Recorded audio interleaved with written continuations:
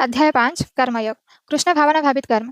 अर्जुन ने कहा, हे कृष्ण, पहले आप मुझसे कर्म त्यागने के लिए कहते हैं और फिर भक्तिपूर्वक कर्म करने का आदेश देते हैं। क्या आप अब कृपा करके निश्चित रूप से मुझे बताएंगे कि इन दोनों में से कौन अधिक लाभप्रद है? अर्जुन यह समझता है कि ज्ञानमय संन्यासम का अर्थ है इंद्रिय कार्यों के रूप में समस्त प्रकार के कार्यकलापों का परित्याग। किंतु यदि भक्ति योग में कोई कर्म करता है तो फिर कर्म का किस तरह त्याग हुआ? दूसरे शब्दों में वह यह सोचता है कि ज्ञानमय संन्यास को सभी प्रकार के कार्यों से मुक्त होना चाहिए, क्योंकि उसे कर्म तथा ज्ञान असंगत से लगते हैं। ऐसे लगता है कि वह यह नहीं समझ पाया कि ज्ञान के साथ किया गया कर्म बंधनकारी न होने के कारण अकर्म के ही तुल्य है। अतएव वह पूछता है कि वह सब प्रकार के कर्म त्याग दे या पूर्ण ज्ञान से युक्त होकर कर्म करे। श्री भगवान ने उत्तर दिया, मुक्ति के लिए तो कर्म का परित्याग तथा भक्तिमय कर्म दोनों ही उत्तम है, किंतु इन दोनों में से कर्म के परित्याग से भक्ति युक्त कर्म श्रेष्ठ है। लोग इंद्रिय तृप्ति के पीछे मत है। वे यह नहीं जानते कि उनका क्लेशों से युक्त यह शरीर उनके विगत सकम कर्मों का फल है। यद्यपि शरीर नशावान है, किंतु यह नाना प्रकार के कष्ट देता रहता है।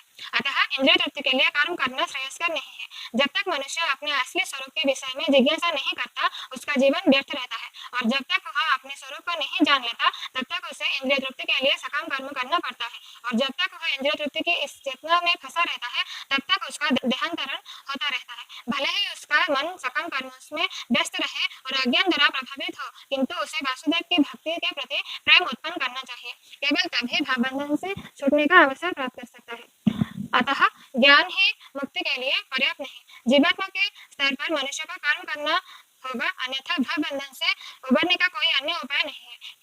किंतु कृष्ण भावना भावित होकर कर्म करना सकम कर्म नहीं है। पूर्ण ज्ञान से युक्त होकर किए गए कर्म वास्तविक ज्ञान को बढ़ाने वाले हैं। बिना कृष्ण भावनामृत के केवल कर्मों के परित्याग से बद्ध जीव का हृदय शुद्ध नहीं होता। जब तक हृदय शुद्ध नहीं होता, तब तक सकम कर्म करना पड़ेगा, परंतु कृष्ण भावना भावित कर्म कर्ता को स्वतः सकम कर्म के फल से मुक्त बनाता है, जिसके कारण उसे भौतिक स्तर तक उतरना नहीं पड़ता। अतः कृष्ण भावना भावित कर्म संन्यास से सदा श्रेष्ठ होता है, क्योंकि संन्यास में नीचे गिरने की संभावना बनी रहती है।